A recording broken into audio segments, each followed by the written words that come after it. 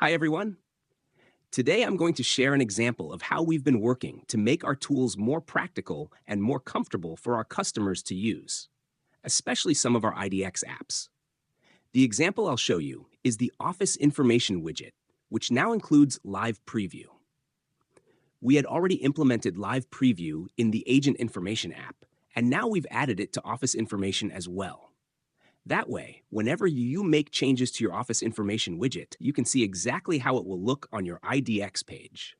I'm using a demo account for this demonstration.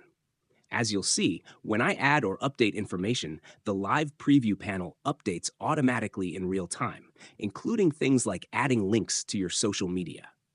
So after you finish making your adjustments, the only thing you need to do is save.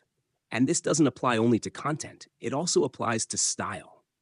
If you prefer a different theme, you can select it, and it will be instantly rendered in the live preview, so you can see how your widget is looking, the colors, the text, and the overall layout, all matching your brand preferences.